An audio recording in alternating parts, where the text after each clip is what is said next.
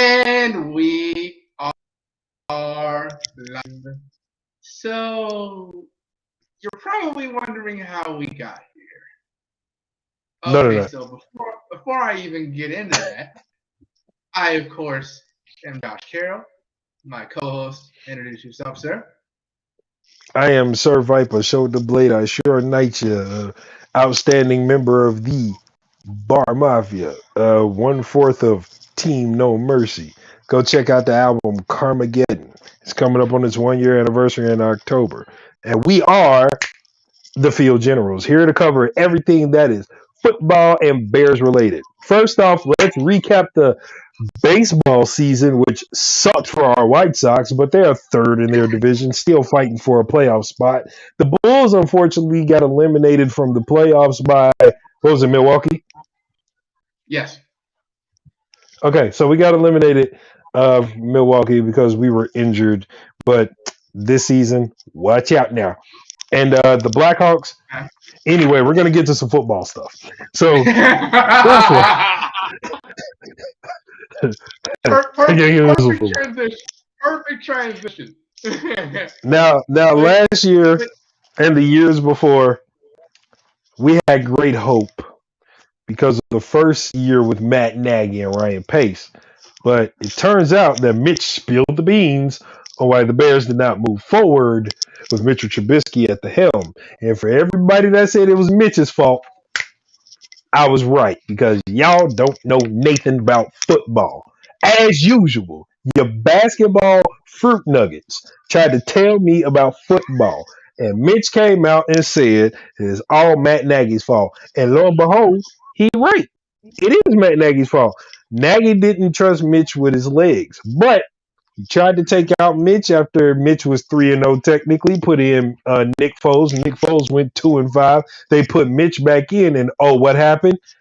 Maserati Mitch got us to the playoffs yet again. So it wasn't Mitch, it was Matt Nagy. Matt Nagy got fired, took his ass back to Kansas City, and kind of looks like he misses the Bears after the Bears put a whooping on the Kansas City Chiefs in preseason. Oh, yeah, it's kind of obvious considering after 2018, Nagy was just playing scared throughout the whole process and not really letting the offense really utilize its full potential.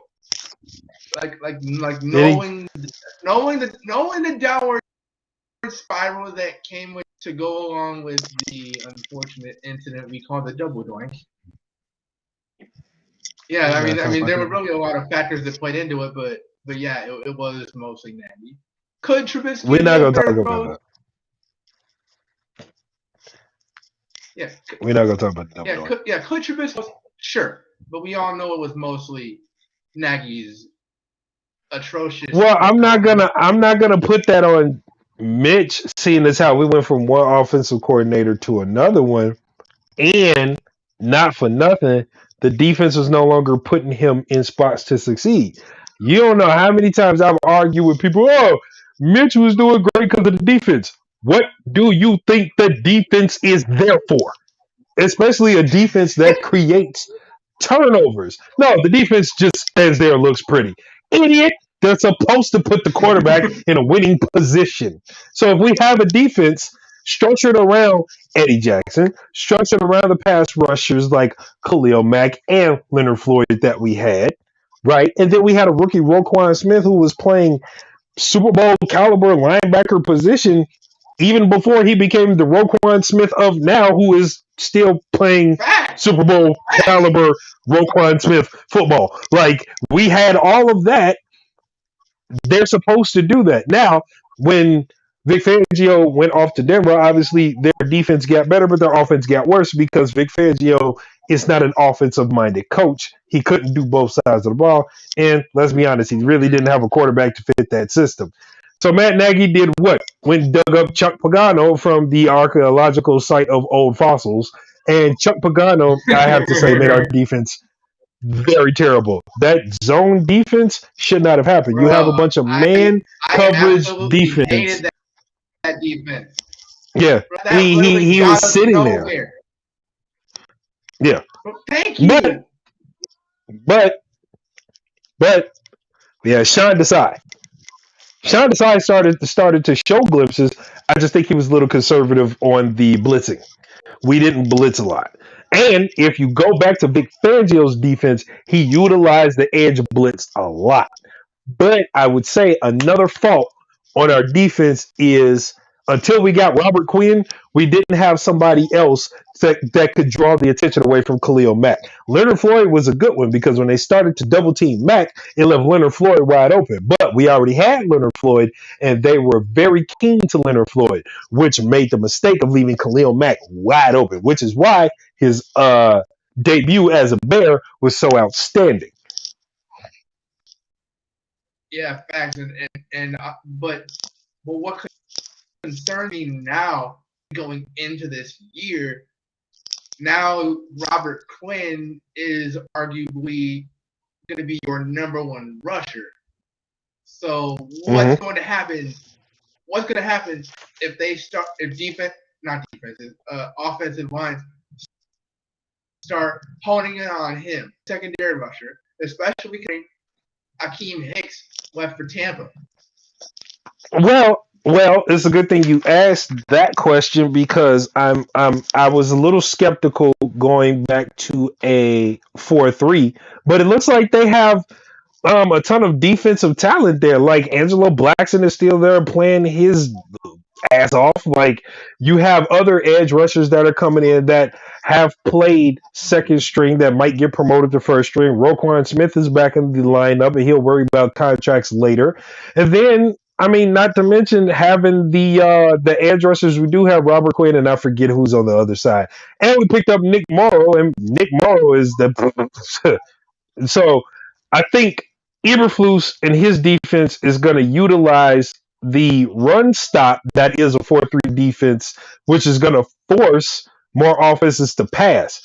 And looking at our DBs, I mean, Kyler Gordon with his nickel play, even if he doesn't line up along opposite side of Jalen Johnson, he's one hell of a nickel corner, not to mention Jaquan Brisker back there with Eddie Jackson. And these are two speedsters you don't want to throw to. So it's going to force a lot of teams as we get further in the season to try their luck against the pass rush. And with the defensive front we got with our front seven, it's not going to work out too well just as long as our DBs have the backfield covered. Yeah, and certainly of guys like young guys like Brisker and Zach Sofeld. Sorry if I'm butchering his last name. Middle line, he could certainly be a very solid to Roquan Smith. Jack Sanborn. Yeah. There we go. He can be a very solid backup to Roquan Smith, and maybe, just maybe, his successor if he does decide to leave, because Sofo does have the intangibles to really succeed in the NFL, especially with the role he plays now. He reminds me of a taller, a little quicker Nick Kwiatkowski, because Nick Kwiatkowski was. Whoo. I like that. Yeah, he's a taller Nick Kwiatkowski. He may be a little bit faster than him too, but he is a ball hawk, and I can see him making a lot of turnovers. Speaking of turnovers, it looks like that the Bears are emphasizing getting to the ball. Fumbles, turnovers, and just locating who has what and what your assignments are. And I gotta say, as far as assignments, I didn't have a lot of it. I'm flipping to the offensive side of the ball now. I didn't have a lot of faith in Larry Borom and what's the kid's name? Tevin Jenkins. But it looks like when they put them two together, it works. I mean, yeah, I've said this for a few. We really needed is a solid combination of offensive linemen, and it's not just them. It's my addition of Michael Schofield. He's a very solid veteran who can really help on the left or right side at the guard position and really solidify, possibly even like Schofield's more of a run blocker if anything, but if he can utilize and help give Justin Fields more protection, bro, our offense is going to be dangerous, and a lot of people want to give it credit for. We have a lot of young receivers, but that's not to say that one of them can't break out and become a star, especially for us. I think Darnell Mooney is definitely going to be the next star, as well as if they use Daz Newsome a lot and Tajay Sharp. I really like that kid too. No, they won't. Newsome got cut. They what? Newsome. Daz got cut. Why? Daz Newsome was good. Or they might bring him back. They did that with Khalil Mack's brother a lot. Ladarius. True. They cut him, kept him on the practice squad. So yeah. So question for you before we get into the nitty gritty of the upcoming season.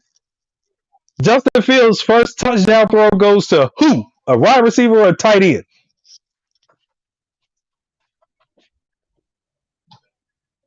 Oh, as far as like I know. Prediction? Yeah. Who you got? A wide receiver or a tight end? You don't have to say no names, but is it going to be a wide receiver or a tight end? I'm going to say a wideout because I feel like Colt is still working on his catching ability in general. Like it's still not completely there yet. Okay. So it'll be a wideout? I definitely feel like a wideout is more likely. Does David Montgomery with this new offensive line crack another 1,000-yard season? Over or under 1,000 yards, do you think? I'd say 1,100 at best. That's a good prediction. I like that. Barring any injuries. All right. Let's go to what we discussed way before this, and we were talking about this during preseason.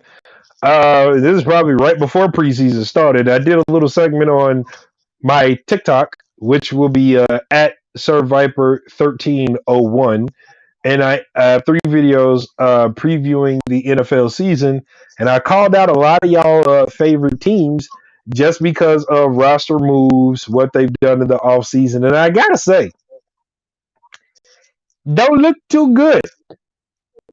And we're just going to give y'all the ceiling and the floor for these. Arizona, 10-7 as the highest, 9-8 the lowest.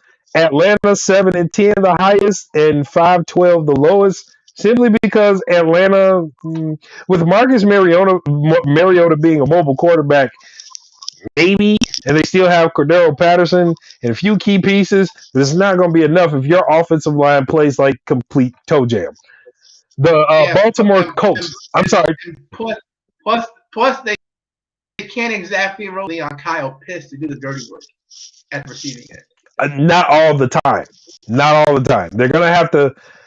They're gonna have to have more weapons than that. Yeah. So yeah. True. The Baltimore Colts. Shit. The Baltimore Ravens. 10-7 ceiling. Go back to the 1980s and shit. Yeah. Baltimore. I just love to tease Baltimore about that.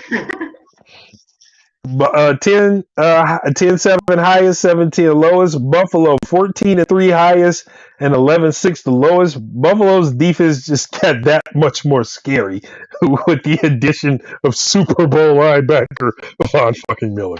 So yeah. Carolina, they have a very pissed off Baker Mayfield, but they could hit 11 games. Do you think so? I mean, it's certainly possible, but it all depends on how their defense performs if Baker and like Christian McCaffrey can really stay healthy.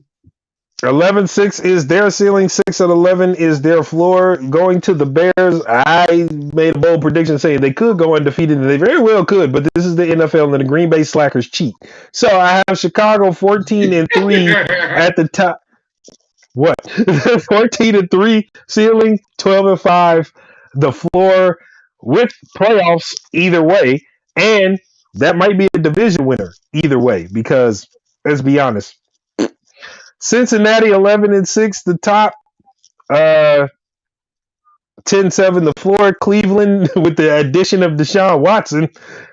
4-13. Oh, he's not even playing. 4-13 ceiling and by the way, I know what y'all may be thinking.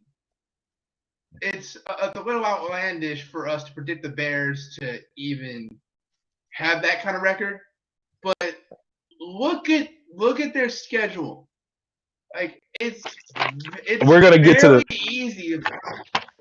We're gonna get to the schedule, which is why I said what I said. We could go undefeated, but Green Bay cheats. So yeah. Anyway. Yeah, Cleveland probably won't win a game. I got them 0-17 at the floor. The Cowgirls, especially not with losing Deshaun Watson and Jacoby Brissett, is not reliable as a starter at all. He's best suited as a backup. Hell, Deshaun Watson ain't reliable as a start. Dude, they don't even have Jarvis Landry anymore. He went to the Saints. True. Yeah, that's good. That's good. Yep.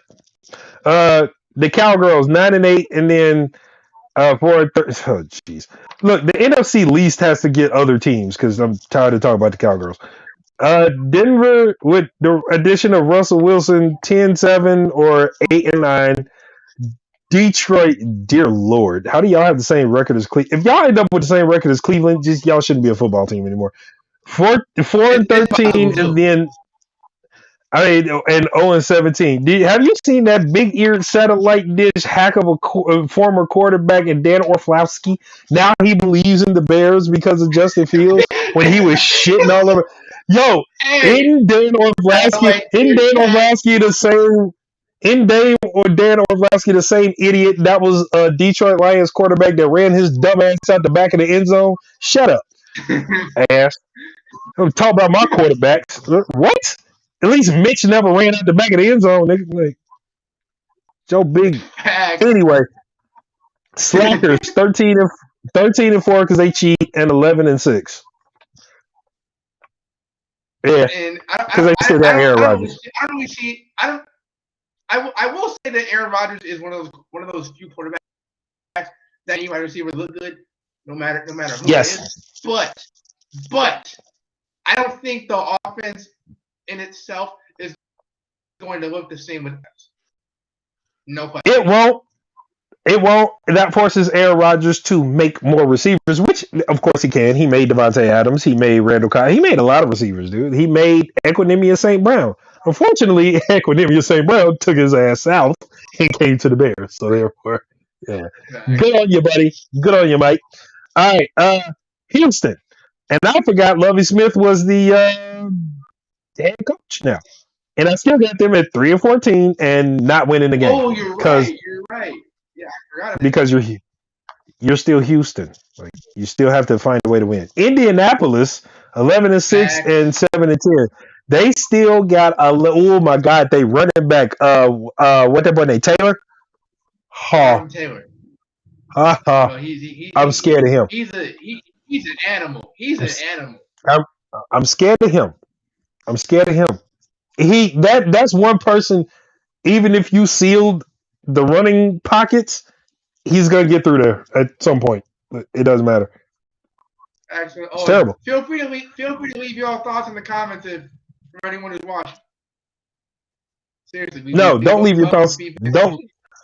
No, we don't. We don't. If you're a basketball fan trying to tell me that LeBron is going to score 127 touchdowns off of 3 home runs, stay your dumb ass out the comments. Obviously, you have no clue how football works. God damn. Anyway, Jacksonville, 2-15 and not winning a game simply because Jacksonville just can't get shit together. The Kansas City Chiefs. Patrick Mahomes doesn't do shit this season without an offensive line. Tyrann Mathieu left. Sammy Watkins is gone. Who's the guy that saved the cheetah? Took his ass to Miami. You either 10-7 or 7-10. And I'm gonna say this: I got Vegas and the Chargers beating the dog shit out y'all. Vegas, it can go 11-6 with the addition of Devontae Adams, or 10-7, and they may have a wild card spot even if they don't win the division. That's scary. I have the Chargers winning the division, however, in the AFC West, 13-4 or 11-6. Reason why I say that is Joey Bosa's on this side and Khalil Mack is on this side, and you have Asante Samuel Jr. way back there. And now you have to pray to whatever God you believe in that he don't beat your quarterback ass. Not to mention Derwin James. Not to mention Derwin James. So, I mean, Patrick Mahomes doesn't have an offensive line.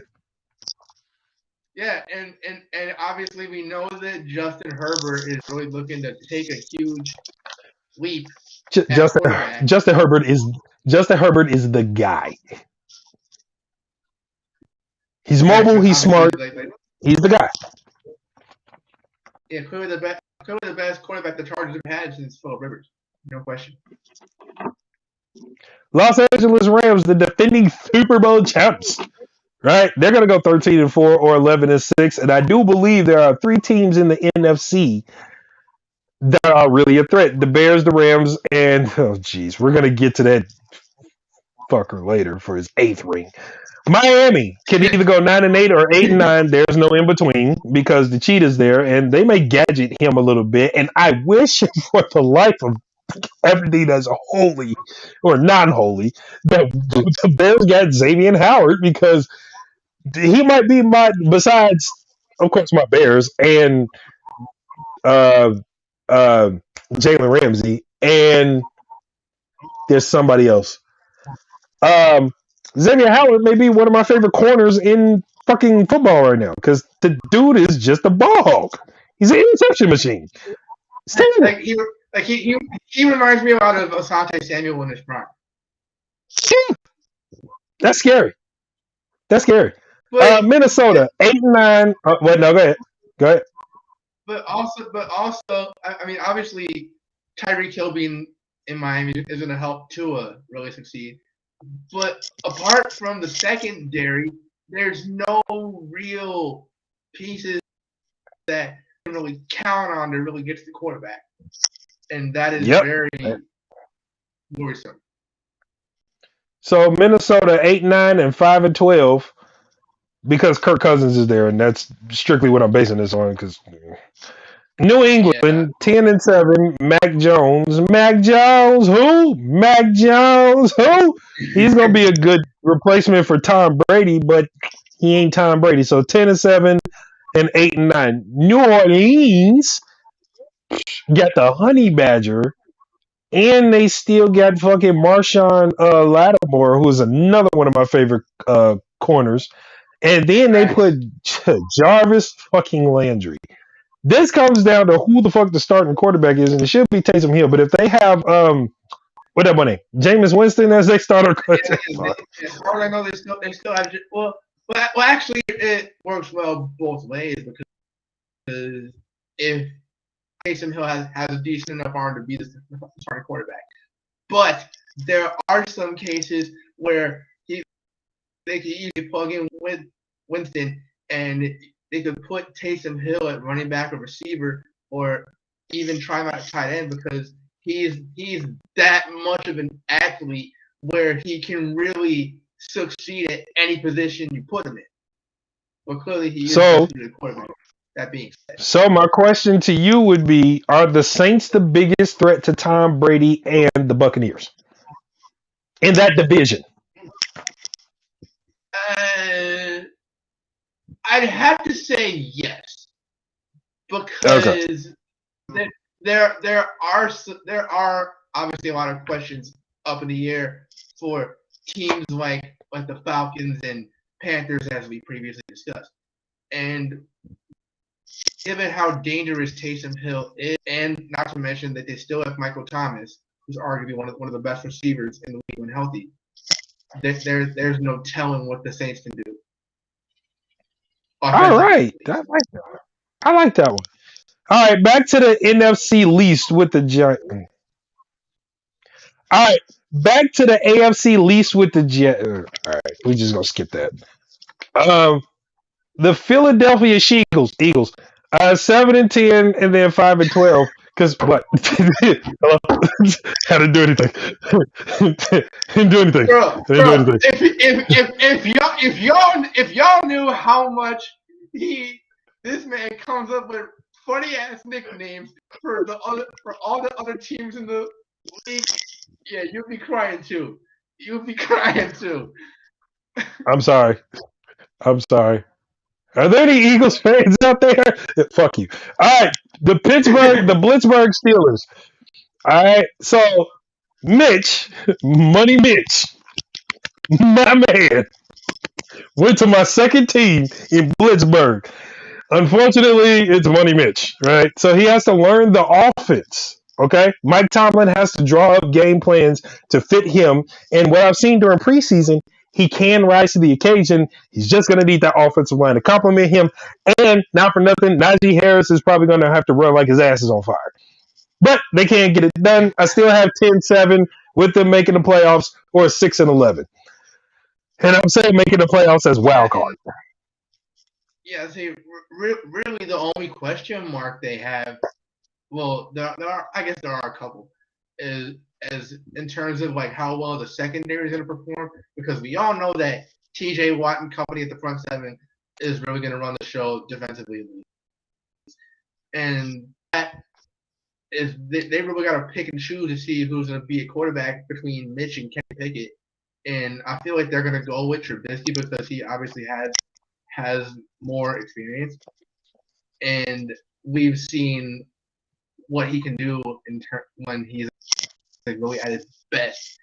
Obviously, he's no Roethlisberger, but I feel like he can really lead that offense to some really numbers for sure.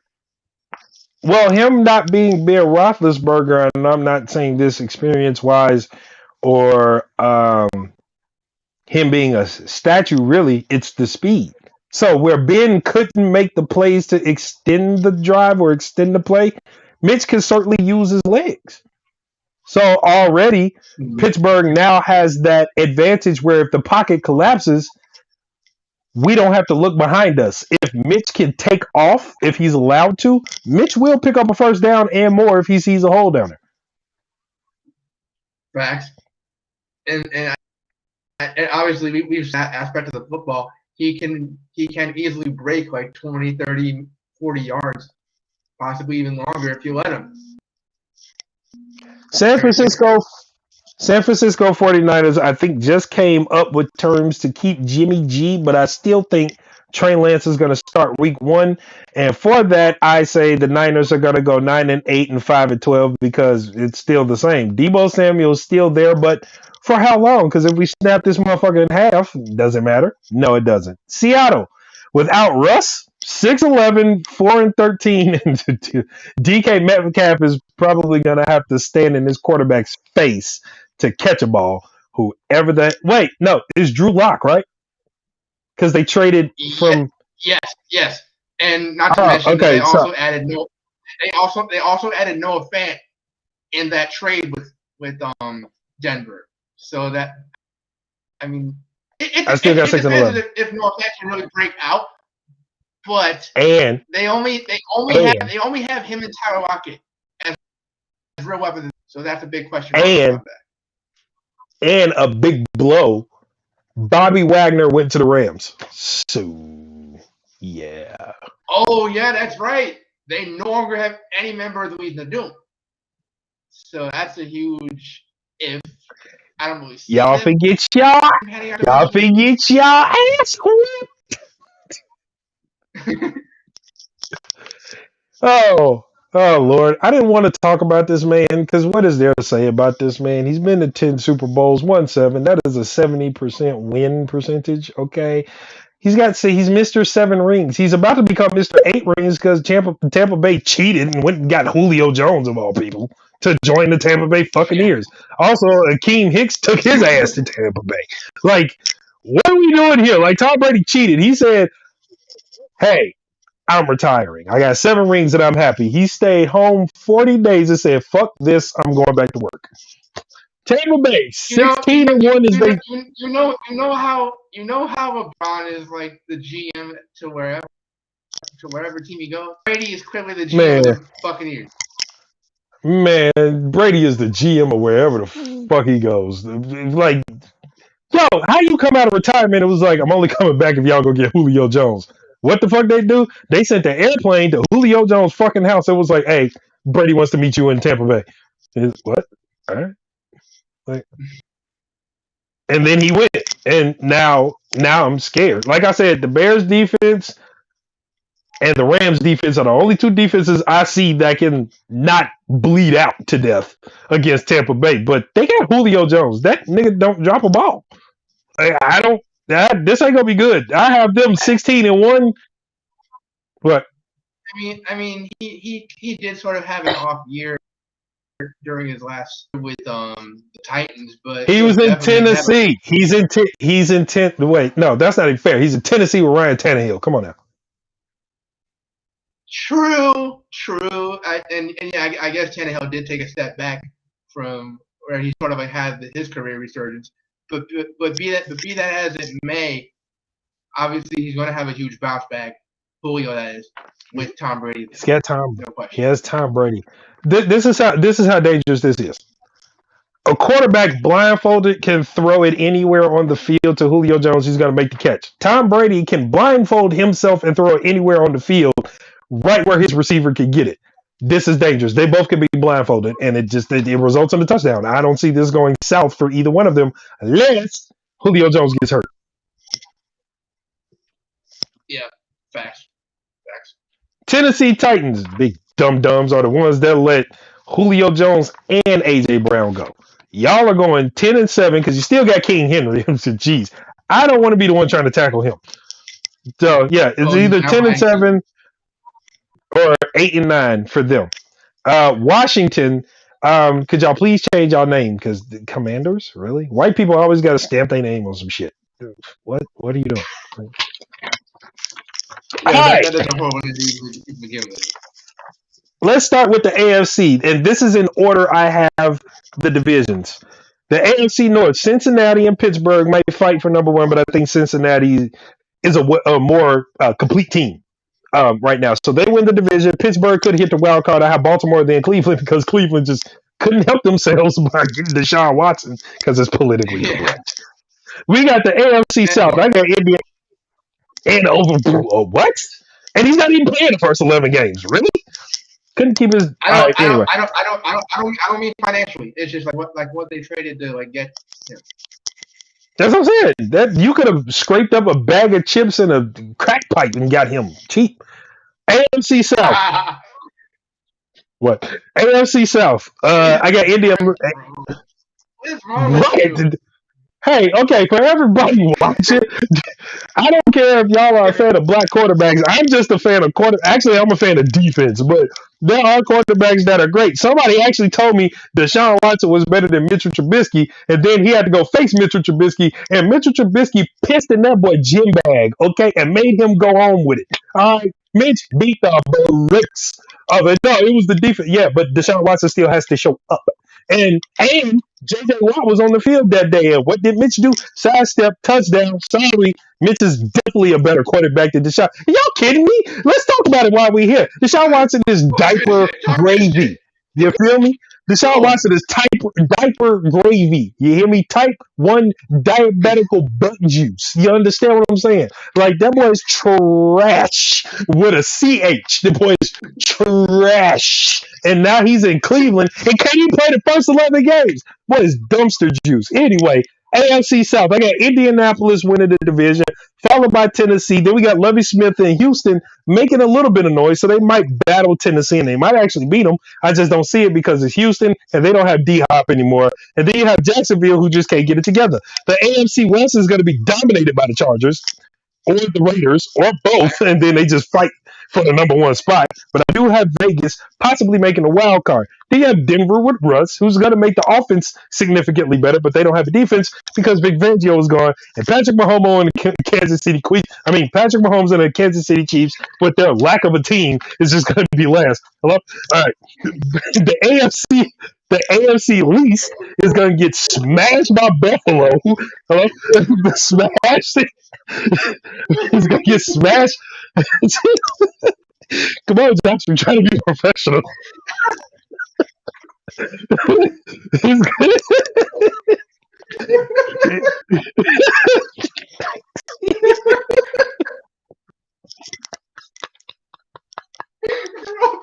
Oh man.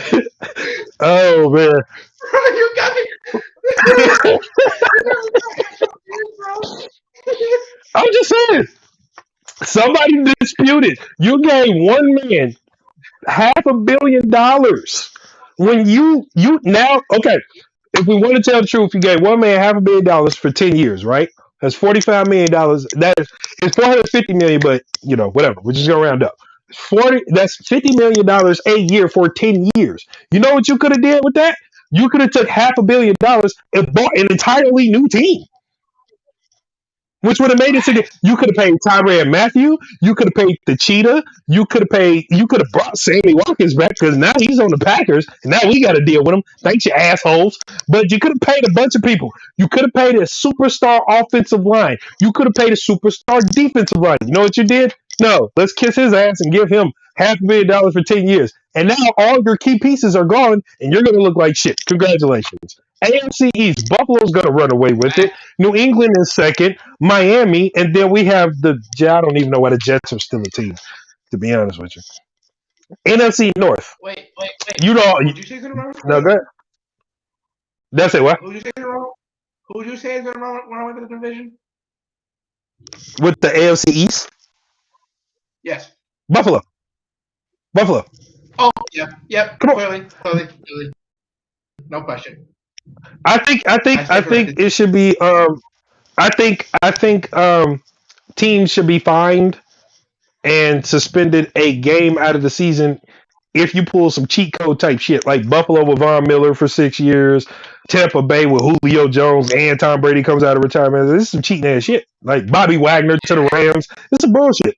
Like seriously, the Honey Badger going to the Saints with Jarvis Landry. Like this is some bullshit. I think the Bears should have got fined for keeping Robert Quinn, having this little thing for like Justin Fields is a cheat code all himself, but then we should have got fined for the coaching staff alone. Like this is a superstar array of coaching. All right, we should have. Y'all got to miss the four fucking games because what the fuck is this? Hey, we trying to win a Super Bowl. Like you know what I'm saying? Like, but yeah. So the NFC North, Bears. Come on now. Yeah. I personally think Minnesota could beat Green Bay because I think Aaron Rodgers is going to get a little lax, but it is Green Bay. They cheat. So I got Green Bay in second, then Minnesota, and Detroit for some ungodly reason is still a football team. I don't know why. The NFC South, Tampa Bay runs away with this shit because how the fuck do y'all let this happen? Julio Jones? Really? You're going to give Tom Brady Julio Jones, of all people? Seriously. Then we got New Orleans. Then we got New Orleans, who I think is going to make the wild card. Period. Carolina Panthers, and then Atlanta, who just can't get their life together. And the reason why I have Carolina over Atlanta is because they have a very pissed off Baker Mayfield, who at any point could just say "fuck this" and just start doing shit. So yeah, the NFC. He's been talking that talk too, like the Browns are body 3-0. Yeah, what that means, but yeah. That's the first game of the season, ain't it? Yes. Oh damn! I got out. They don't want to see Baker. Yeah. They don't want to see Baker. Yeah, right. You don't want to see Baker. Yo, you wish Deshaun Watson was on the field to get this ass whooping, but boy. Bay, NFC West, Rams, then San Fran, then Arizona, then Seattle. And the only reason why I have San Fran over Arizona starts off great and it's all good and well, but Kyler Murray plays like a 12-year-old. So, and even aside of that, the only weapon that Arizona really has to rely on is DeAndre Hopkins. They don't have any really good components on defense either, apart from J.J. Watt, who is still there, but is obviously but he can't stay. Oh, Buda Baker. No. Buda Baker. Buda Baker is one hell of a safety. Yeah, him too. But my point still stands. And then we have the NFC least, which just take the whole division out. The Dallas Cowgirls only win by default because the Sheagles can't get their life together. The Commanders are called the Commanders. Then you have the Giants, who I used to have faith in, but Eli retired. Odell Beckham had a bitch fit and went to the Browns, and then went to the Rams, and then tore his ACL in the Super Bowl. And then, I mean, I think Blake Martinez is still there, but one man cannot save an entire football team. So, It's only the yeah. secondary, so yeah, they're good. If you don't get pressure up front, the secondary doesn't matter. Good point. Good point. So the Bears' schedule is as follows: September 11th, bang bang Niner gang, getting y'all ass beat. I'm just saying. Then we go to Green Bay. Game one. Yeah. Fred Warner is probably the scariest player on that Niners defense, but outside of him, there's no one to really worry about. I mean, I guess Eric Armstead on the front. I have a question. Well, I guess Did Richard Sherman take his ass to Tampa Bay? Good question. I think, but I know he's still there. I'm going to confirm that real quick. I don't know why the fuck I can picture him and Bruce Arians. He is not signed. He's currently free agent. Oh, thank the Lord. Okay. All right. So, yeah, we're going to beat the Niners. Green Bay is going to cheat in Green Bay, but I think it's a close game. Although we can win it and totally embarrass the Slackers. We're going to smash Houston when they get here because, I mean, it's Houston. Hey, hold on. My boy, damn it, man. My boy, damn it, man. You had that do-rag on for 5 years and don't have one wave. That's a bar. It's first off, keep it professionally football, and second, Sir Dammit of the man people, this do-rag ain't for dudes. I just wear it. Fuck, I got to do with football. I guess we wear do-rag. I just found that funny. We're going to smash Houston. We're going to beat the shit out the Giants. Minnesota still has Kirk Cousins. Washington is Washington. The Patriots is going to be a fight. Think we beat that because Mac Jones probably going to get his ass beat. We're going to travel to Dallas for the Cowgirls game, and I got to tell you, I'm excited for that one. Simply because the Cowgirls are trash. Yeah. Y'all remember what happened? Y'all remember what happened the last time? Y'all said that Dallas was going to beat the Bears at Soldier Field in the cold with Mitchell Trubisky at the helm. The Dallas Cowgirls scored the first touchdown and ain't scored shit else until the fourth quarter. Mitch ran them girls out of town. You know what I'm talking about? What are y'all talking about? Dallas came, man. And the sad part about it is the thing that made their offense great, they don't have anymore. They don't have that offensive line that they could even rely on. And it was Travis Frederick at center. He was y'all whole offensive line. Was he retired? Bruh. No. So talk to me about Dallas. So you're not even gonna give like guys like Tyron Smith and no.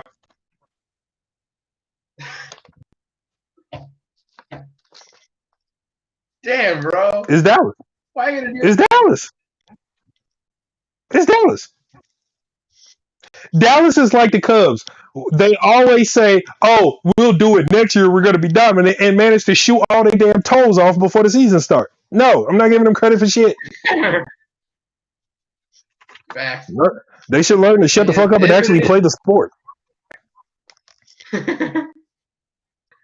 All right, we got the Dolphins. I'm scared of Xavier Howard. That's about it. That's it. I mean, that's honestly it.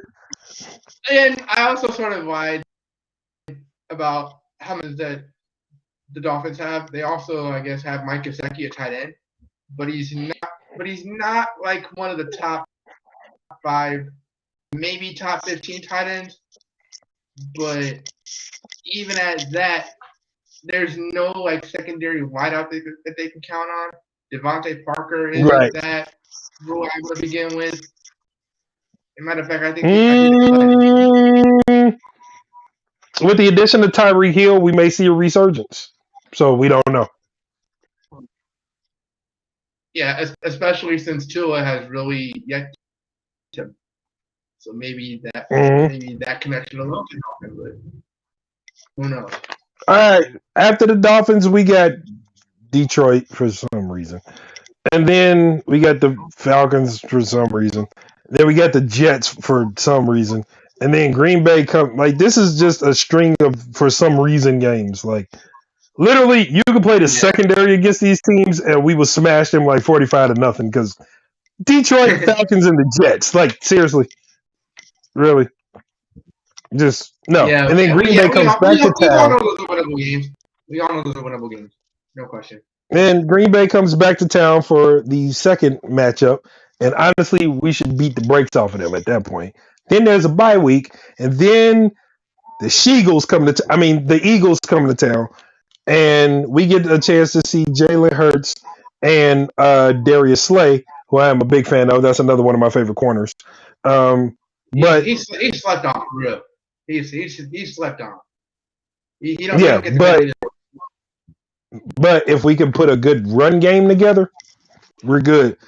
Then my birthday game, which I get to go to, unfortunately, is against the goddamn Buffalo Bills. Fuck. That takes place Saturday, December 24th. And I gotta say, I'm happy for my first Bears game. I am not happy it's against Von Miller and the fucking Bills. Like I would rather go watch them beat up on the Jets. That's gonna be a tough one. That's gonna be a tough one. But it's close, and we can win, but we just got to see.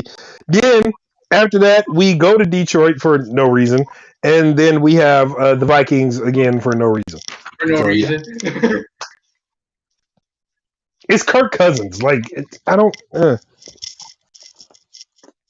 And not to mention, no reliable option if he gets hurt. None. Nope. I don't see about who are they going to sign? Bring Charlie Clipboard on retirement? Charlie Clipboard, Whitehurst? No, send Nathan Peterman over there because he sucks. Facts. Yeah. I would rather have Richard Sherman as quarterback than have Nathan Peterman. Like just teach Richard how to throw the ball. Even Julian Edelman because he actually played quarterback. Julian Edelman would be a good one. I don't even know if there's any who else is there like that we could have on the quarterback side of things? Because Chase Daniel took his ass to the Chargers, so that's out. Well, no, I wouldn't even say Chase Daniels. Chase Daniels is a 1-1 quarterback any damn way. Like he'll win one day and lose one. Then that's it. Matt Barkley was actually a decent backup. Matt Barkley is a decent quarterback. And then you know what the fucked up part is? He's in Buffalo. Oh no. Yeah. So that's out. Yeah. So yeah, there you have it. There's a complete Bears schedule. There's what we think about this season, which again, if you're a basketball fan, shut the fuck up. Yeah. That's how it works. That's how it is. I got faith in it's not even the players. The coaching staff oh my God, like dear Lord. Yeah. Yeah, I don't think people realize how big of a change this is going to be philosophy-wise with this coaching staff. Like the practices are a lot tougher. They're really forcing the players to really be on their shit 24/7, you know? And I feel like that's going to play a really big part in how everything plays out week to week. And I think to week, we'll see the offense get a little better too. I think Luke Getsy is really trying to implement some of that because I saw it in the game. It had to be against Cleveland, the preseason. The offensive line moved the defense to one side and had Justin just wide open on this side. Yep. Which, if y'all go back and watch highlights of Green Bay from the time Luke Getsy was there, the Green Bay offensive, because we all like, well, how's Aaron Rodgers just wide the fuck open? The offensive line literally peels your defense to one side of the field. Yeah, fact. And not to mention, did you see that one play where Fields faked out the entire linebacking core and it let Cole Kmet to be wide open for a touchdown? That's the play I'm talking about. They literally peeled the defense to one side of the field. By the time the linebackers figure it out, Kmet's in the end zone. So it's just like, easy. And if you go back and watch, Aaron Rodgers does that all the time. Yeah, if Fields can do that consistently, yeah, it's game over. Game over. And get David Montgomery to run it more. Yeah, him and Khalil Herbert for that matter, but Herbert is a very reliable number 2. No question. And we're keeping whatever that boy name. We're keeping Ebner. Ebner is a good one. He showed out during preseason. I like him. He's a good running back. I can see it. Oh, we are indeed keeping him? Good. We're keeping him. That's going to be a good one. He's going to be a good running back. He's going to be a really good running back. I feel like this season is going to be a real eye-opener to everything I've said about football, is that it's a game of it's won in the trenches. It's a game that's played to literally to the inch, to the foot, to the yard, to the end zone. Like you have to not give up anything in football. So it is won in the trenches. Literally, it starts at the line of scrimmage, and if you do not have a strong point at the line of scrimmage, chances are you're going to lose. This is what I keep telling you basketball fans about putting y'all input in football. This is not a run up and down the court thing. This is we're here, and the strongest point of attack usually wins the game. Because a strong defensive line gives your D-backs a chance to get turnovers. A strong offensive line gives your quarterback a chance to make plays down the field. Or get your running back space to run. Yeah, obviously shit works both ways. And hopefully each side of the ball can really play its part this year and actually put forth a good effort, good season, all of that. I really have faith in this team. For real. I can't wait until they start crying about Patrick Mahomes just so I could do an episode going, ha, I told you. And but we shall see. We shall see. That should just about do it for this 2022 season. Now, how things will work is that we will do an episode week to week, every Tuesday. Mm-hmm. We'll give you the wrap up. Go ahead. Yeah, around like 3-4 p.m. Like like you were saying, we'll obviously give you a wrap up of the week. Of course, starting with the Bears. And in a preview.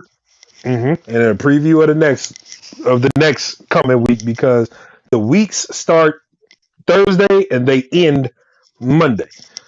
So Tuesdays we will give you a wrap up of the previous week and give you a preview to the next week. Our thoughts, opinions, we'll have stats for you about what's going on around the league. And trust me, I watch all the highlights from the weeks, so I can tell you what happened here, what happened there. Like, I'm telling y'all, it's going to be a very interesting season. Pick y'all teams now. I got my 3 because I have my 2 all the time. Bears and Steelers. Then I'll pick a wild card team just for the hell of it. And I'm going with the Chargers being my wild card team this year. just because I like Khalil Mack. I love Justin Herbert. He's one hell of a quarterback. He's showing that. And I'm a fan of Asante Samuel Jr. all fucking ready. So I got the Chargers, and it's kind of bittersweet because they're in the division with Patrick Mahomes, and I think they're just going to run away with the division. What? They're just going to run away with the division. So I didn't say anything. You're such a fool, bro. Yeah, definitely. Man, yes, you did. You know it. You know it. I didn't do anything. But yeah, this is gonna be a very, very fun and interesting season. Tune in week by week, every Tuesday. Field Generals Podcast. Josh Carroll for Jucifer, Sir Viper. Peace, y'all.